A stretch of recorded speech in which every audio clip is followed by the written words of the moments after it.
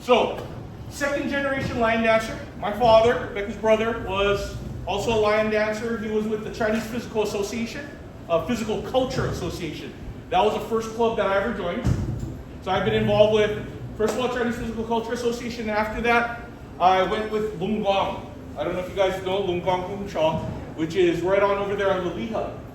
After that, I broke off from there and I created a new club with the help of a couple of other guys. So we formed the Chinese Lion Dance Association.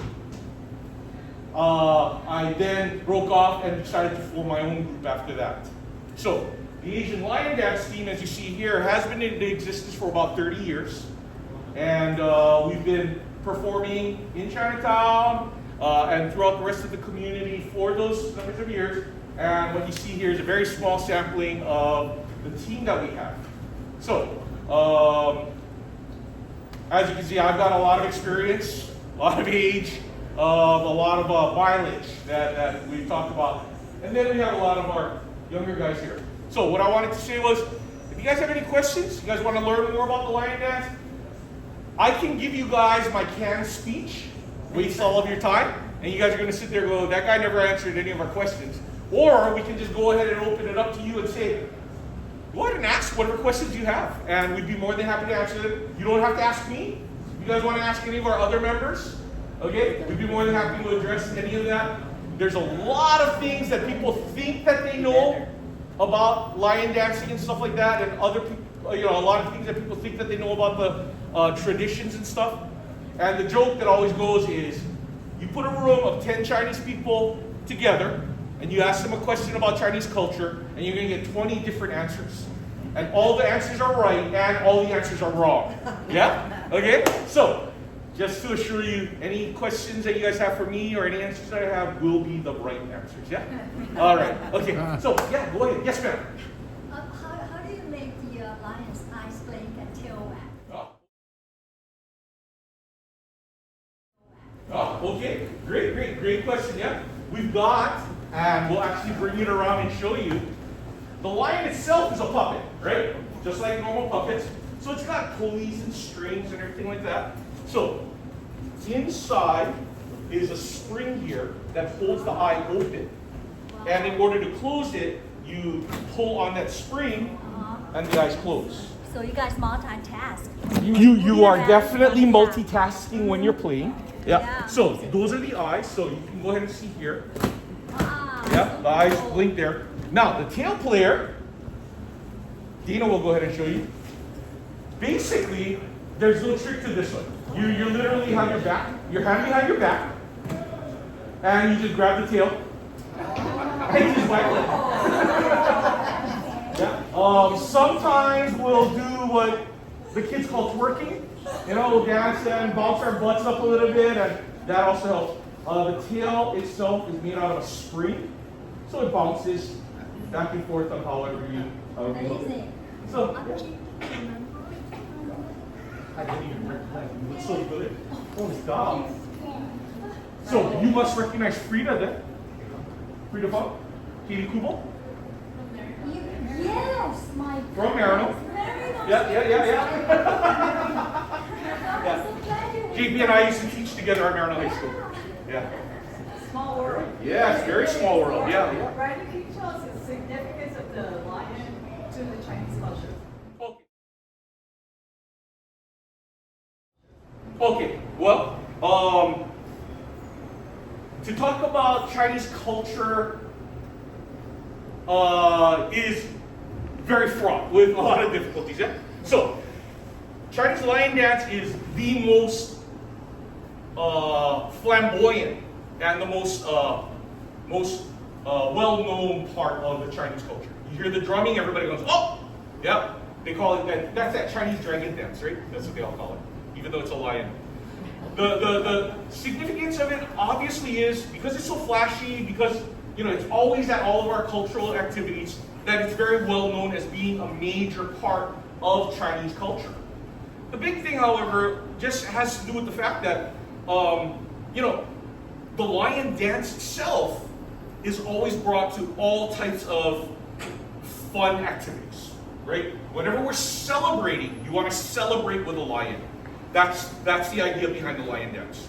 So the celebratory nature of lion dance is always public, right? Make a lot of noise. Even when we started downstairs, right? Everybody up and down the street went, yeah, they're all watching, right? So the flamboyance, the noise, etc., the excitement, of course, right?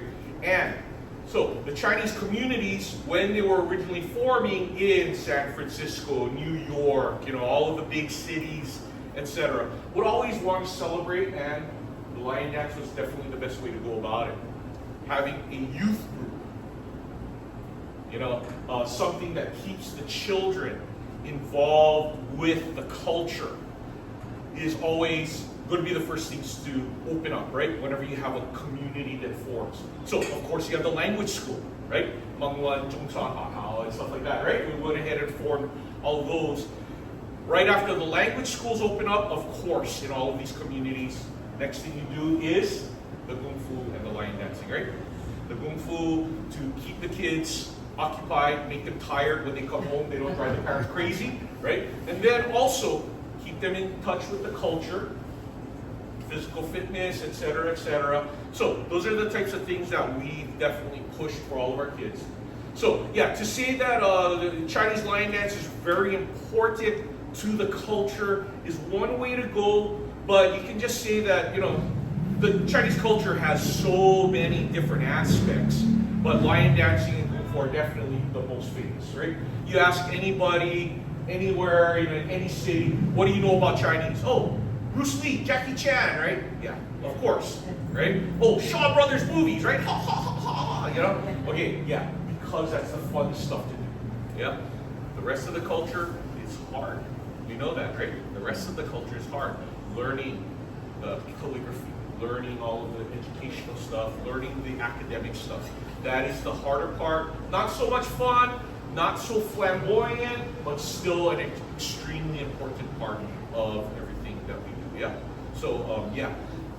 Is it important to the Chinese culture? Absolutely. It brings joy, it brings fun, it brings excitement, and it makes the Chinese culture a lot more, something that more people want to get involved with. The type of thing that, go to the mainland, you're going to see a lot of lion dance clubs. Not one single slant eye or yellow face on there. It's really interesting. We go to the mainland, we travel, and we meet some other groups and stuff.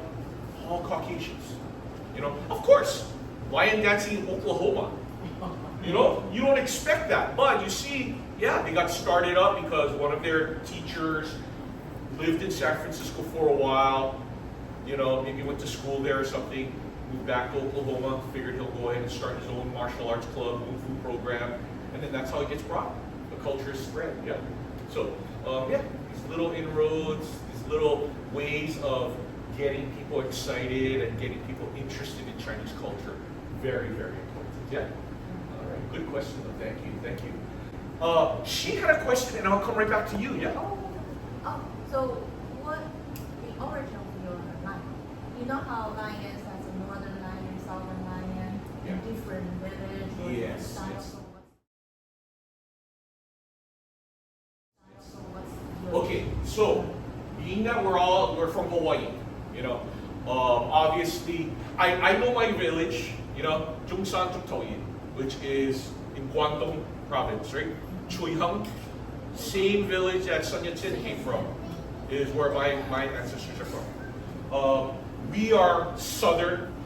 Most people who came within the third, fourth, or fifth generations would be from the southern provinces. Farmers, everybody was poor, too many children. Of course, they would all go to America to try and stake their claim, right? Go to Kamusan and find their own gold mountain, right? Okay? So ours is a southern style. Most of the lion dancing you'll see here in Honolulu is going to be based on the southern systems.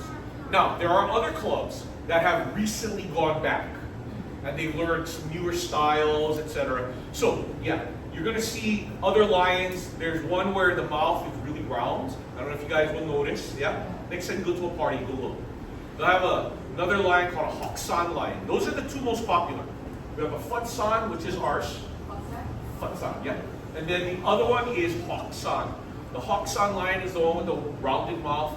It's a more modern style. That's the only thing I can say about it. It got brought about, like you said, in different villages. Different villages, different provinces have their own cultures. That's why when we joke and we say every Chinese person thinks that they know what's right, and they never agree, a lot of that just has to do with this is the way our village did it, which is fine. Everybody has their own ways, no problem. So ours is a Southern style that has been learned here in Hawaii. So that's a really interesting thing that we want everybody to remember, is that when your people left China, that's a particular culture frozen in time. And when they came to Hawaii, they had what they perceived of being Chinese, Hakka, Buddhi, etc., right? We had all of our own little styles and systems, right? When you brought it to Hawaii, you said, this is tradition. This is the way we do things. Okay, yeah, right? The question is, really? How many of you guys, right, when you were being brought up, raised by your parents, this is the way we do things, blah, blah, blah, and then you find some money, you get to travel back to China, and you look around, and then you go, oh, isn't this how you're supposed to do it? And they go, what you talking about? No, that's wrong, right? Everything in China changed, whereas everything here stayed the same. And you have to remember that our styles and our systems are frozen in time from what from what the people who taught us what we know. It's frozen from the moment that they left China. So if I learned something from my grandparents, it was done that way back then. And you got to remember that what we consider, so that's why when we talk about Chinese culture, etc., we got to remember that it's not necessarily Chinese culture. Because I guarantee you that if we were to go to China and they were to watch us do our lion dancing, they might go, that's different. Oh, that's wrong. And we would talk to them, well, what are you talking about? This is the way we do it, right? Yeah. So, yeah. Our system is a Southern lion dance system, not Northern. The Northern one is got the fur and everything. Oh, too hot. I played that one time. I nearly choked on, Yeah. It was so hot. Sorry, if you guys don't understand what choke gun is, it's like you die of heat prostration. Yeah. Okay.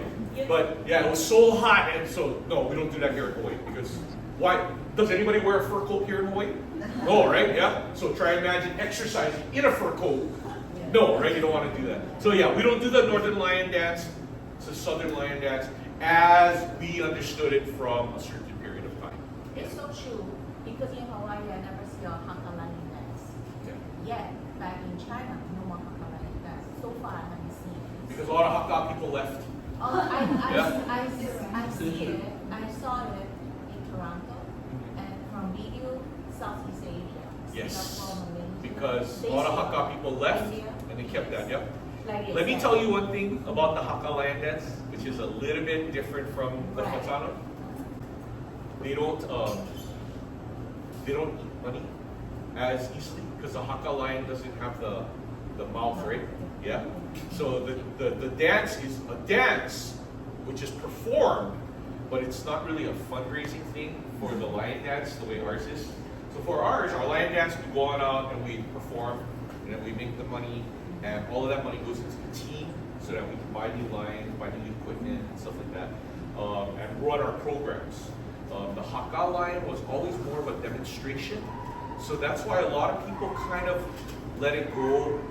Like they might have understood the Hakka lion dance, and they might have had Hakka lion dance in their training, but in order to make money for their team, they probably stuck more with this one because this one has the tradition of being fed and then taking it as a fundraiser for their my mom, my great grandfather was a lion dancer. Oh. He performed house by house during New Year's time,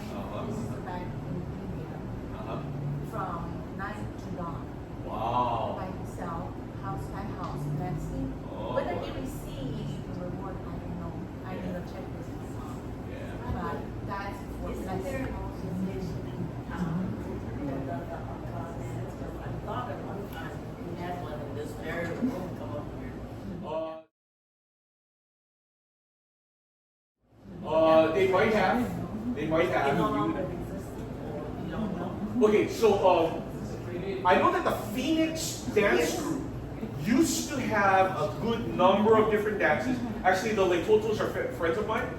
But I know that they've had kind of a difficult time continuing their teachings and everything like that. Because, you know, kids get older and stuff like that. So I don't even know if the Leitotos are still dancing. But yes, I know that the Phoenix dance group used to do all kinds of dancing. So they did the Northern Lion dance. They did they often had different types of fan dancing and stuff like that. And they also had some hot dog dancing. Yeah, and then I was told that maybe we even had a demonstration in this very room that the costume they had a kind of like a form lion for the lion. Yeah. So the Leitotos used to actually make their own equipment because it was so hard to get. So they were actually very good. Honestly, I don't know. I've lost touch with them for a while, and I wouldn't doubt that after the pandemic they probably aren't really. Oh, they moved. Oh, okay. Well, there you go. All right. Now, I'm sorry. You had a question as well. Two questions. Okay. So I wanted to hear from the youngest members, maybe the two young men and the two youngest girls. Okay. Girls, guys, come on up. What they like best about line dancing.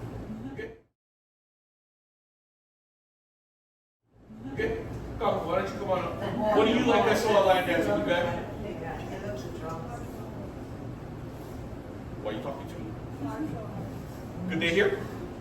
Good day here? He says he likes the martial arts. You're a drummer too. Musician too. Okay? Can you show us some moves? Very good. What do you like about line? I'll be part of the team.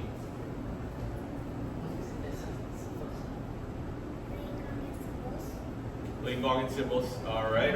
Okay, Luke. What I like about playing line dance would be the line dance head and the drums. Head and drums. Luke is a very good drummer. Yes. Ems. I like the sets, the weapon. Yeah, Emma is learning weapon sense in Kung Fu. Yeah, Emily is also at Maryland High School. I mean, not Maryland High School, Maryland Grade School. Yeah. When you had that graduation thing and Logan did that sword, I didn't know you. Oh yeah. So as a part of our lion dance training, we train all of our students in martial arts as well. Okay, so I know you're probably going to ask where. Ours is Southern Shorthand Systems, Southern Shorthand, which is a very distinct style. However, what we also do is we incorporate a lot of different styles as well, because the huge part of our training is to always tell our students to be able to keep an open mind about things. So we don't want them to say, oh yeah, I do this, and yeah, we're the best in the world. No, you're never going to be the best in the world. You're going to do what's good for you. So we incorporate a lot of different styles, a lot of different martial arts, so that way all of our students can be as well-rounded as possible. Okay? How old is the youngest person you have trained? The youngest person I've ever trained will probably be my son, which was at 3. He started when he was 3. Yeah. He just graduated from Honolulu High School. Yeah. So he's a valedictorian and class president. Yeah. We're very proud of him. Yeah.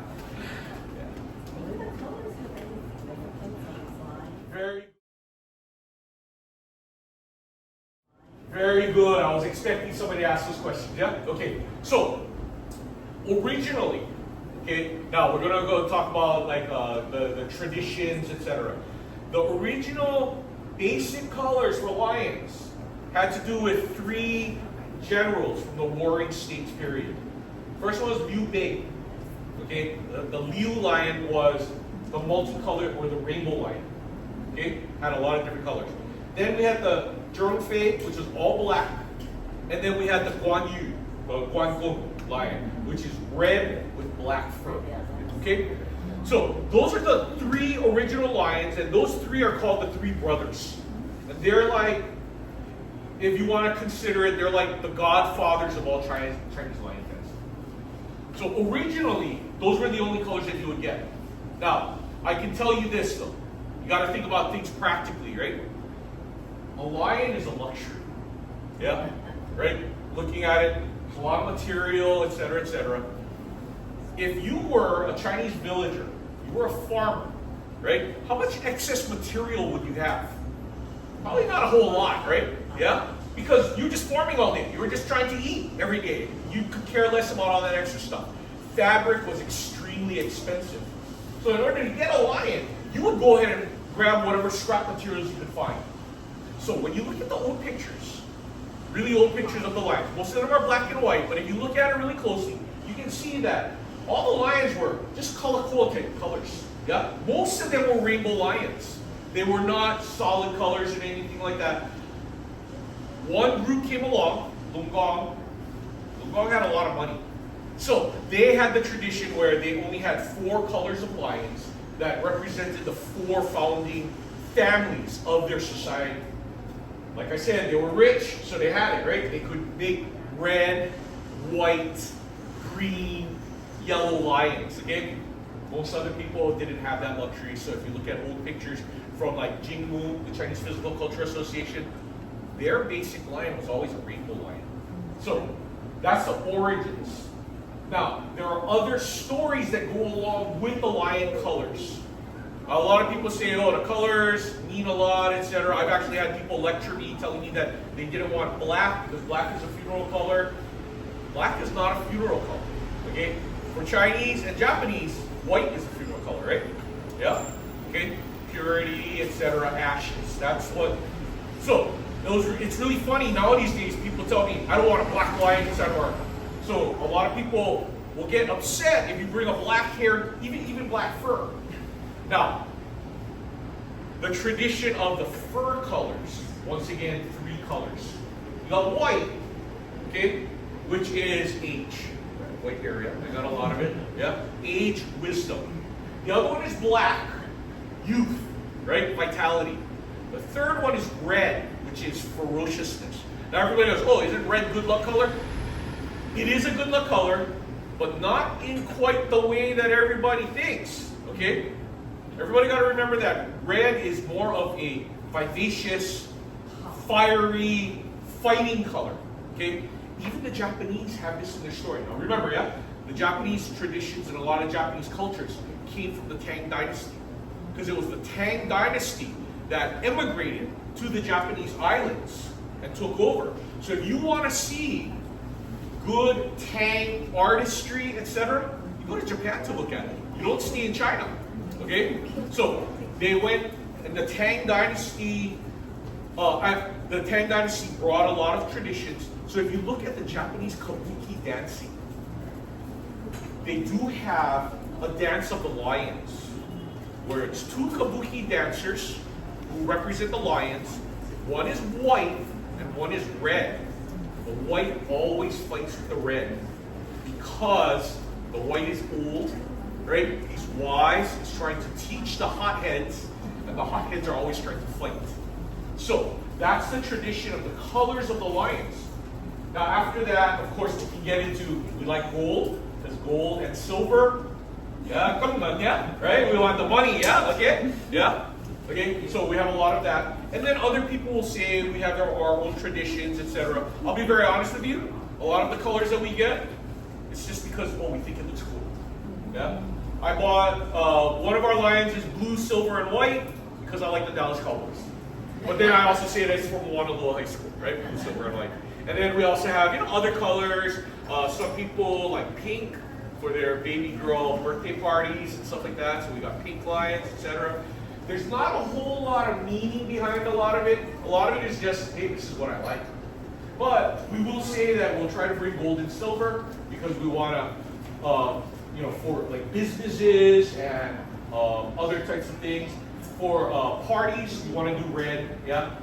Weddings, a lot of people like red for the weddings because it's a happy color, etc., yeah. Okay, so yeah, the colors honestly don't mean a whole lot. If you enjoy the dance, if they look good, did we look good today? Yeah. Okay, if they look good and you enjoyed it, then that's all you really have to worry about. Yeah, that's what we try to tell everybody. Okay. Yes, they would. All right. Yeah. Yes, sir. How do you clean it? How do we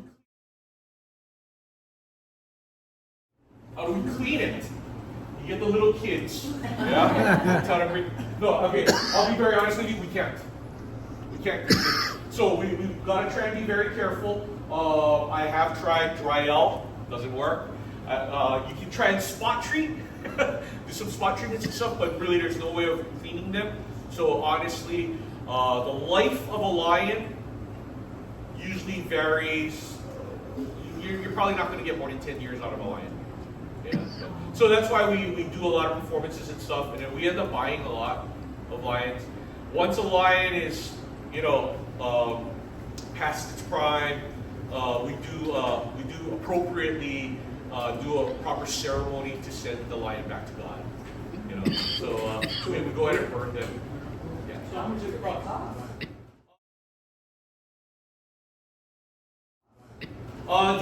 Depends. Depends on like who you go to. There are certain artists, craftsmen, who will charge you a lot for a lion because they put so much into it. And then you can also get real cheap ones. Honestly, now in China they try to push out everything and stuff like that. So you can get some of these lions cheap as $500, and then others can like if you go to like one of these craftsmen who consider themselves real artists and stuff like that, 3,000. Yeah. So a lot, yeah. That's it's. So I'm gonna buy one table. I'm sorry. You want to buy what? one table. Oh, if you want to buy one, you can. Yeah. People laugh, they know it. Oh, okay. Yeah. I wouldn't go on Temu because they might steal your identity and buy stuff off of your identity and stuff like that. That's right. Yeah. All right. Yeah, I wouldn't really trust Temu or certain sites on Alibaba. You gotta be careful. if it sounds too good to be true, it probably is. Yeah, that's the rule. All right. Yeah. Anybody else? Yes, sir. Our question, just like your grandfather used to give. Okay. There are no lions in China. Yeah. Traditionally, historically, and regionally, there are no lions. Why is the infatuation with lions? Okay. Good one. Yeah. All right.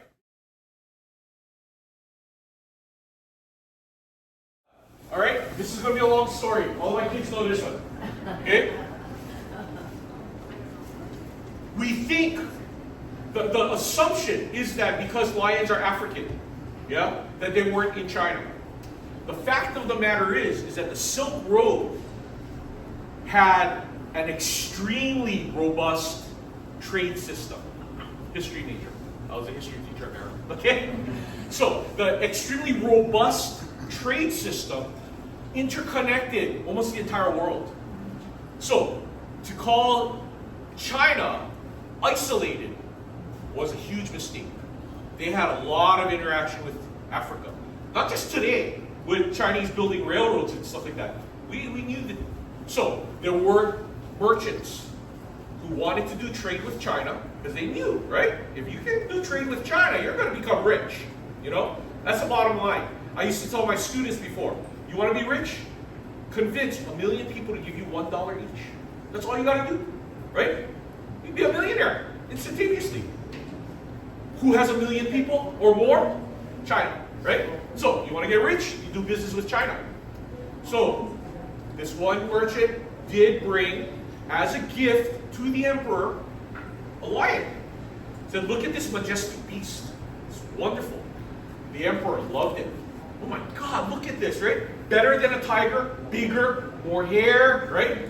Different, beautiful. When you're rich, all you want is different, right? That's why they go into those submarines and never mind, yeah? Okay? Yeah, but the lion could not survive in China's climate. Yeah? Beijing is way too cold.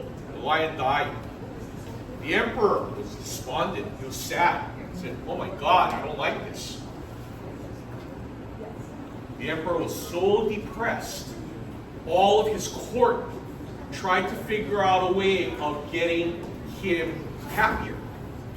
What can we do to help make the emperor happier with the entire situation? They thought we can send somebody else to Africa, bring another lion. It'll die again. It'll just make the emperor even more sad, right? So then they finally figured out, all right, this is what we're going to do. We're going to make people dance in a lion costume.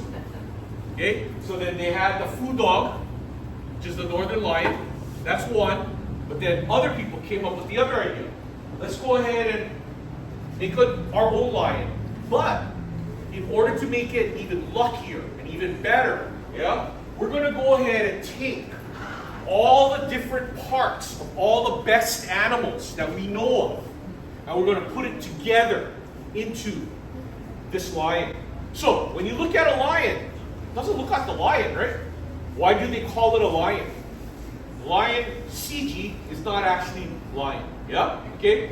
It's an amalgam, a compilation of different animals. So when you look at the lion's eyes, yeah, it has the eyes of a bird. Ears, rabbit. Back shell, turtle, longevity, right? Long life. The snout is that of a dragon.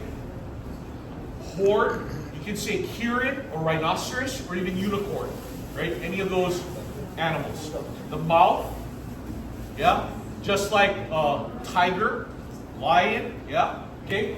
Stripes, tiger. 4 feet, just like the tiger or the lion, yeah, okay. So they went ahead and put all of these things together, created this lion for us. They did the dance for the emperor loved it, right? Okay, and then, of course, so then everybody hears, right? Just like any type of royal thing, if the king or the queen likes it, then everybody likes it, right? And then they all go ahead and do their own thing. And that's how it's spread out throughout all of China after that, because they went ahead and put all of that together, and then they figured, yeah, let's do it. So if you look at most lions, even though there's different traditions, right? Hakka, et cetera, everybody has their own things. But if you look at whatever their tradition is, it generally still follows the same pattern. It's going to be an amalgam of a whole lot of different animals, all put together, and then they bring good luck wherever they go. They want the best qualities of all of the different animals, put them together, and that's how you get a lucky creature like the lion. Yeah? And that's where our martial arts philosophy comes from, actually, is one is not better than the other. We're just going to take the best of everything, put it all together, and that's our style for the Asian lion dance, Steve.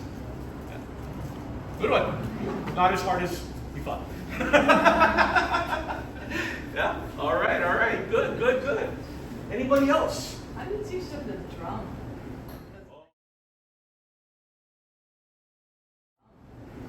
Oh, we give parents a lot of headaches. That's how we do the drums, yeah? I get yelled at by parents all the time. My kid came home and they're just pounding away on it. We have another student who actually got hauled into the principal's office because he kept on pounding on his desk and he wouldn't stop. The teacher was going crazy. She goes, "Principal's office now!" Mom called me up, "Mr. Ho, can you please talk to Ren? He's pounding on the desk at school all the time and he got called into the principal's office." So I had to talk to him. Yeah. Okay, how did it look? Because you have the little kid doing the drum. How did he learn that? So you tell us, how did you learn it, buddy? How do you learn? You guys heard that? YouTube. You watching the videos? On YouTube? Yeah, you watching YouTube. Okay, so these guys, I will tell you, they're very good at learning by ear. Yeah, you guys listen to each other, right? So actually, that's what we tell the kids to do. Is we tell them watch each other. Yeah, learn from each other. Okay, if you make a mistake, no problem, right? Just keep on going. If you're watching somebody and that person made a mistake, don't criticize them. Just go ahead and go, okay, I'm not going to do that. And you learn from your classmates, right? And really, we learn by doing. We get our kids on out. How long do they, before they get to the state where they perform? Quite fast.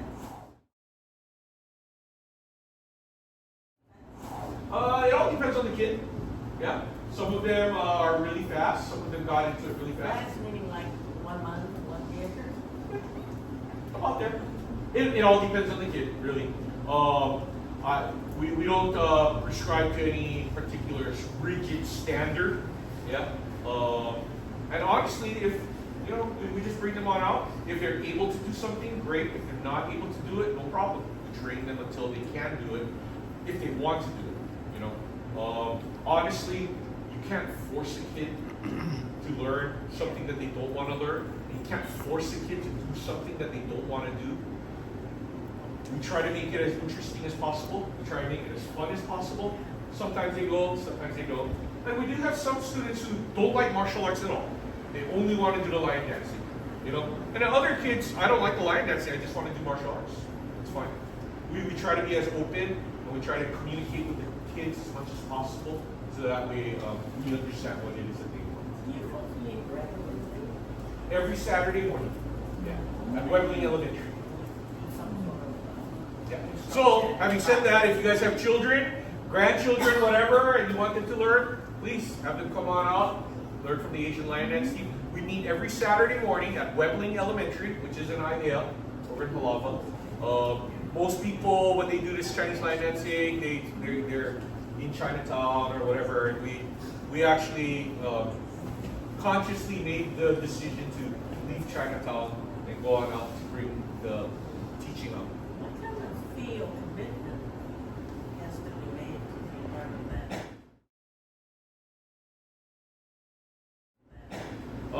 We do not charge a set fee.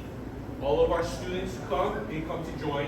We do ask for a minimum donation to help us with costs, but other than that, the students are here because they want to be. They want to be, yeah. We don't force any type of commitment. Somebody says, no, we can't come, you know, we don't hold that against them. Yeah. He has a lot of activities for his group too. I've been to a couple of them. He's very generous to the kids. He had that Chinese movie. I mean, what was that, Marvel movie? Oh yeah. We'll do a lot of activities. Yeah. Like I said, For the kids. we try to balance things as much as possible for the kids, so it's not all just you know and stuff like that. Like I said, balance is extremely important for our philosophy and our style. School comes first. Then, well, family, school, lion dance is about fifth or sixth down there. Yeah. Okay. I'll be honest. My own children were not always at lion dance. Okay. We supported them in any other types of activities. So my sons both played volleyball. They were both state champion volleyball players for their school, etc. If they don't come to lion dance, that's fine. Lion dance will always be there for them later on when they're done with those other activities. We want them to have as much of a balanced life as possible. Yeah? So if you want to talk to any of our parents, I'm more than happy to allow you to ask them questions as well. Whenever people come to try and join our group, I always tell them, if you want to talk with, you know, you can talk with me and I can give you the sales pitch, yeah? Whether you believe me or not is one thing, but if you talk with our parents, you can ask them what they feel that they get out of it for their kids, then you can see whether or not you want it for your kids. Yeah? Great, so that's the way we go ahead and go along. Yes, ma'am? What's your day job now? My day job, I am a compliance officer at Triple Army Medical Center. Yeah. Yeah. So yeah, I work for the U.S. government. Yeah, as a compliance officer for the hospital. Teaching. I did, unfortunately. Yeah, but I'm still, you know, I still have that. I still teach. So yeah, I do feel that it was still a calling.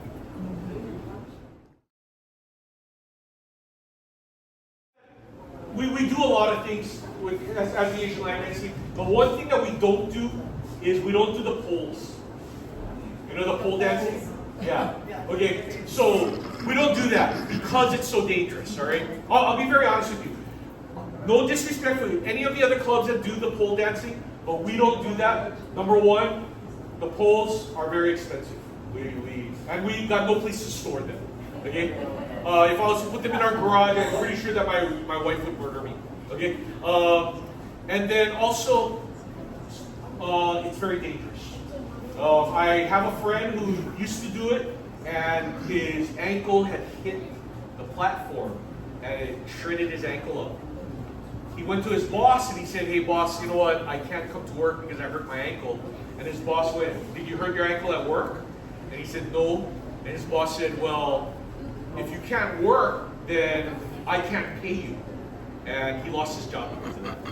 Yeah. I don't want that to happen. And the last thing I want to do is I don't want to ever go to a parent and say, I'm really sorry your son or daughter got hurt because they were lion dancing. That's nothing that I ever want to have to do. So yeah, we don't do those dances. So I was told that for the Moon So Festival, that's fine. Yeah. I don't want to not be. I was told that for the Moon Festival they wanted people who could do the stage performances. I told them, okay, that's all right. We don't do that. I really just like the sound of the drums and the. Yeah, of course. It's always fun. That's Yeah. amazing. So we'll contact with them to help. Yeah. Thanks. Thank you so much for having us, everybody. Again. And